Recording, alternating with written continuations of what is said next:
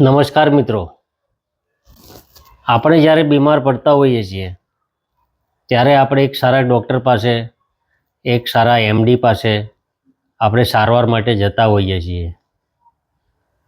આપણે જ્યારે કપડાં લેવા હોય ત્યારે પણ એક સારા શોરૂમમાં, એક સારી બ્રાન્ડના જે મળતા હોય ત્યાં આપણે જતા હોઈએ છીએ. આપણે આપણા બાળકના અભ્યાસ માટે પણ એક ઉચ્ચ શાળા, ઉચ્ચ કોલેજ જે નામચીન હોય ત્યાં આપણે એડમિશન કરાવતા હોઈએ છીએ. તો પછી શા માટે આપણે આપણા બાળકનું નામ આપણે જાતે રાખી દઈએ છીએ? તમે જો જાતે રાખો છો તો એ નામ તમારા બાળકની સાથે એ તેમને સપોર્ટ કરે છે કે નહીં એ તમને ખબર હોતી નથી. માટે તમારે તમારા બાળકનું નામ એક સારા અંકશાસ્ત્રી પાસેથી પડાવવું જોઈએ, એટલે કે ન્યુમરોલોજિસ્ટ પાસે. જો આવું કરીએ આપણે તો આપણા બાળકને હંમેશાના માટે સુખ, શાંતિ, સમૃદ્ધિ અને સફળતા તેમની સાથે જોડાઈ રહે છે. હવે આપણું નામ પોતાનું ચેન્જ કરાય ન કરાય એવા બધો પ્રશ્નો તમને થતા હશે કે આપણી ઉંમર હવે 25 વર્ષ, 50 વર્ષ, 60 વર્ષ કે ગમે તેટલી પણ થઈ ગઈ હોય, તો હવે ફેરવવું કે ન ફેરવવું?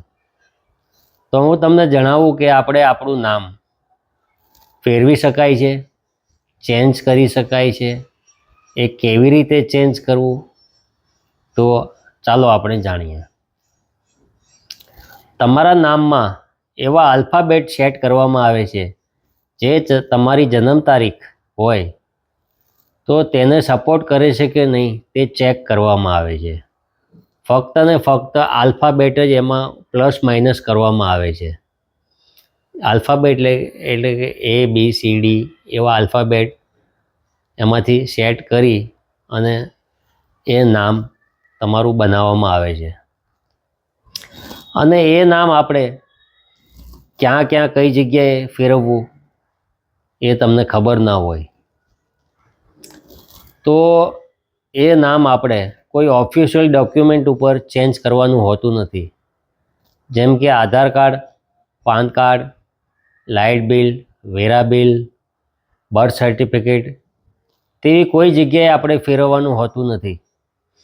ફક્ત ને ફક્ત આપણું નામ જે આપણા અંકશાસ્ત્રી પાસેથી જાણી અને એ નામ આપણે આપણી ઈમેલ આઈડી છે, આપણું સોશિયલ મીડિયાનું જે એકાઉન્ટ છે, ફેસબુક, વોટ્સઅપ, ઇન્સ્ટાગ્રામ વગેરે વગેરે, ત્યાં આપણે ચેન્જ કરી શકાય છે. પછી આપણે સિગ્નેચર કરતા હોઈએ છીએ ત્યાં આપણે ચેન્જ કરી શકીએ છીએ સિગ્નેચરમાં.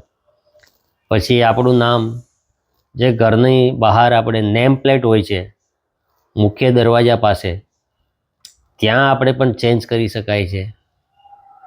એટલે આવી ઘણી બધી જગ્યાએ આપણું નામ ચેન્જ કરી અને આપણે પણ આપણી નામ સાથે હંમેશા સુખ, શાંતિ, સમૃદ્ધિ અને સફળતા જોડાઈ રહે.